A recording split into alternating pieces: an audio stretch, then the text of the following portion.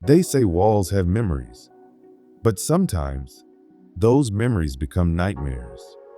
Nestled in a forgotten corner of the city stands the Orion Grand, a once opulent hotel, now crumbling behind ivy-covered brick, broken windows, and the kind of silence that doesn't feel empty. It feels watched. Some call it abandoned. Others call it cursed. Tonight, we're pulling back the velvet curtains on the Orion Grand's darkest secret. Room 313. A room with a history so twisted, so disturbingly consistent, that even skeptics leave it out of maps and bookings. No matter who enters, they never come out the same. Built in 1892, the Orion Grand was a jewel of its era. Celebrities slept here. Politicians gave speeches from its marble steps. The grand ballroom was lined with mirrors and chandeliers, and the staff wore gold-trimmed uniforms. But in 1923, that sparkle started to dim. Guests whispered of screams in the night. Service staff quietly transferred elsewhere. And then, something happened that changed everything. The disappearance of Evelyn Prescott. Evelyn wasn't just any guest. She was the daughter of a railroad tycoon. She checked into room 313 under her own name. A solo visit. One night, one suitcase, and no one ever saw her again. When hotel staff entered the next morning, her room was locked from the inside. Her luggage was untouched, the bed unslept in. There was no sign of struggle, no broken window, no exit. It was as if she had dissolved into the air. The only thing left behind? A smear of red lipstick across the bathroom mirror, and a single high heel lying on its side. The newspapers called it a high society vanishing. Police were baffled. Theories ranged from secret lovers to spontaneous mental breaks. But no one ever found her, not a trace. Over the years, guests reported flickers of movement in their peripheral vision. Cold spots near the foot of the bed. A sense of being stared at from inside the closet. And always, the number 313. One woman, a maid who worked during the 1950s, described the air in room 313 as heavy, like something breathing under the carpet. She claimed she once saw the bed sheets rise up slightly, as though someone was lying beneath them. But when she yanked them off, there was nothing. Just that feeling, that awful, lingering presence. She quit that same week. Other staff told similar stories. Lights that would flicker violently when no one was near the switch. Doors that locked themselves. Faint whispers in the walls, repeating names that weren't listed in the registry. In the 1970s, a bellhop reportedly went missing for 4 hours after entering the room to deliver towels. When they finally found him, curled in the stairwell, he was covered in scratches. His words made little sense. He just kept saying, "She wanted me to stay," over and over. By the 1990s, room 313 was officially closed to guests. Sealed shut. But that didn't stop thrill seekers, ghost hunters, or the occasional YouTuber from breaking in, armed with cameras, spirit boxes, and bravado. Most of them left with shaky hands and half-finished footage. But one, in 2005, left something behind. A camera. Inside was grainy footage showing him entering room 313, calling out, "Hello." What followed was 7 minutes of silence. Then, a faint moan. A long breath. And then the camera cuts to black. The man was found 3 hours later, wandering the lobby barefoot, refusing to speak.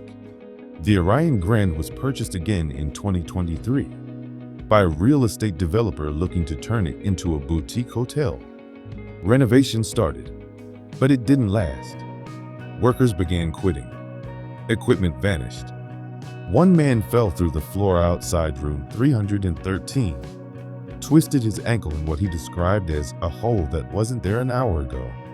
The project was quietly shut down. No press release. No updates. So the room still stands. Locked. Forgotten. Or maybe waiting. Room 313 isn't just haunted. It's active. For decades, thrill seekers and investigators have tried to unlock its secrets. Most leave disturbed. A few refuse to talk at all. But those who did speak left behind clues, audio tapes, journal entries, and memories they wish they could forget. Let's start with audio. In 2016, a small paranormal team from New Jersey entered the Orion Grand under the radar, armed with night vision cameras and a handheld EVP recorder.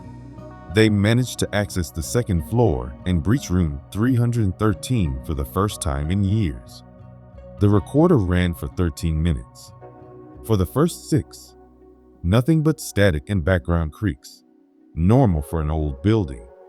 But at 6 minutes and 47 seconds, something changed.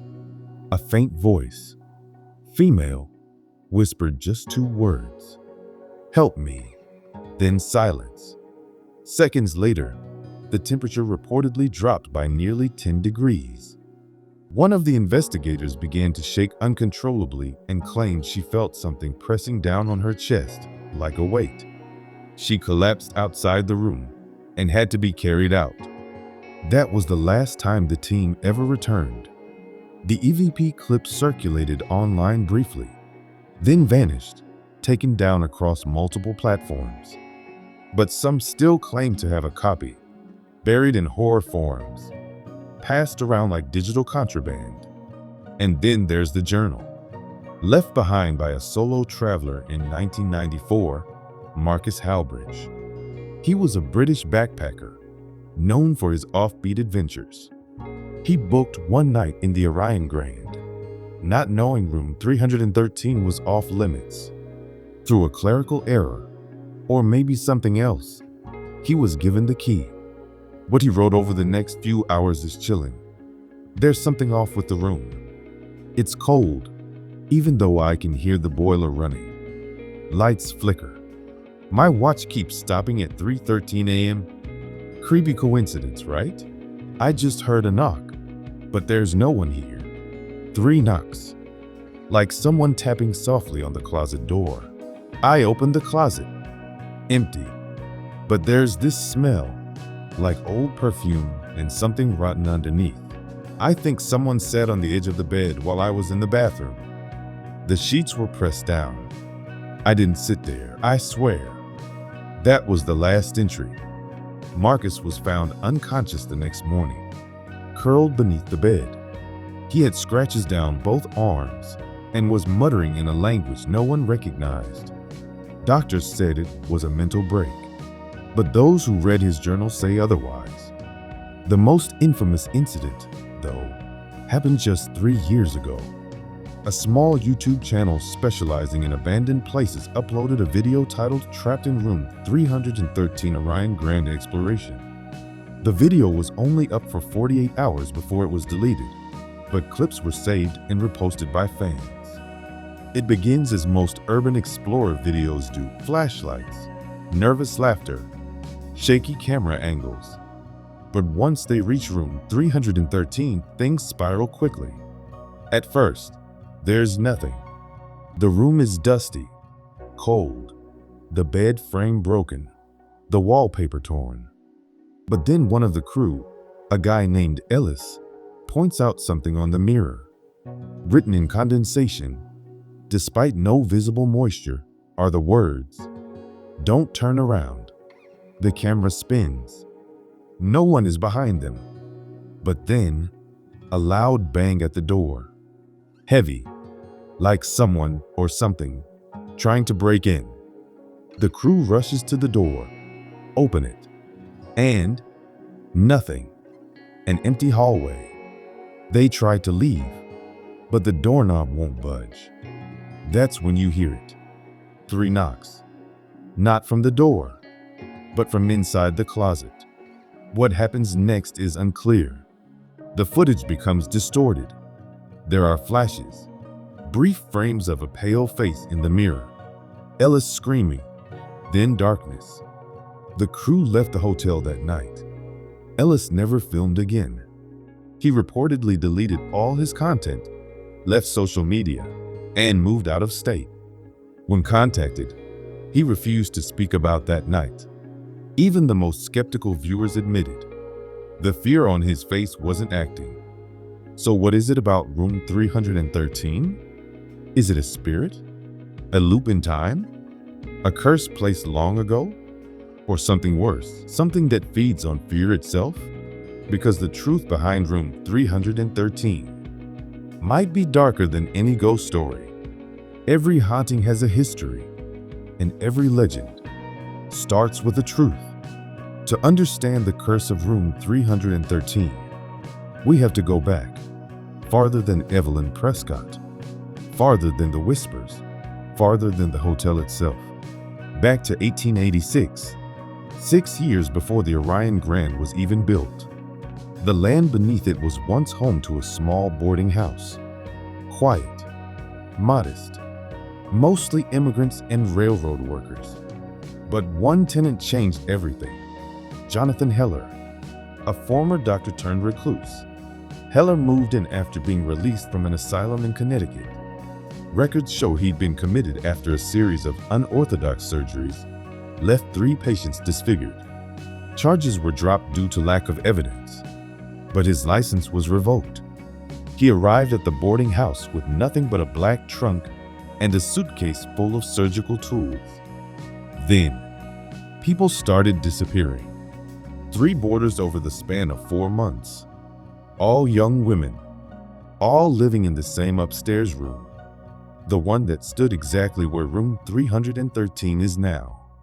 Police were called multiple times, but Heller was always calm, helpful, respectful, said the women had checked out early or gone home. No bodies were found, no evidence, just the rumors of neighbors who claimed they heard screams at night and the stench of rotting meat drifting down the hallway. The landlady, Martha Keene, kept a diary. One of her final entries, dated September 2nd, 1886, reads, "There's something wrong in that room. I hear him pacing all night, muttering things. Once I saw him dragging something across the floor. I asked him what it was. He just smiled and said, 'Shit's quiet now.'" Martha vanished 4 days later. After that, Heller disappeared. The boarding house was condemned and later demolished. And in 1892, the Orion Grand was built directly on top of it. Guess what stood where Heller's room used to be? Room 313. But that's not the end. In 2002, during minor renovations to stabilize the hotel's foundation, workers discovered something. A walled-off section of the crawlspace beneath room 313. Inside, a rusted metal trunk. When opened, they found bones, 3 separate skulls, surgical tools, and a faded cloth tag reading Keene Boarding House sewn into the lining. The site was quietly shut down. No news coverage, no police reports released to the public. One anonymous whistleblower posted photos on a now-defunct horror forum, claiming the bodies were never properly identified or buried, that they were reinterred beneath the hotel to avoid permits and delays. So now you understand. Room 313 isn't just haunted. It's built on top of something rotted, something that was never cleansed. Not spiritually, not physically. That room is a wound, and every person who enters it bleeds just a little more into its history. And there's one final twist. Evelyn Prescott, the woman who vanished in 1923, had a middle name, Keene. She was the great niece of Martha Keene, the woman who ran the original boarding house. She checked into room 313 on the 36th anniversary of her aunt's disappearance. Coincidence? Maybe, but some believe she was lured there, that the room remembered, that Heller, or what's left of him, reached back through time to claim the bloodline that ended his story. Because evil doesn't just die, it waits. And room 313 is still waiting for the next name, the next scream, the next visitor who thinks it's all just a story, until it's not. So if you ever find yourself at the Orion Grand and the receptionist slides you a key and it reads 313, don't check in, don't open the door, and whatever you do, don't stay the night.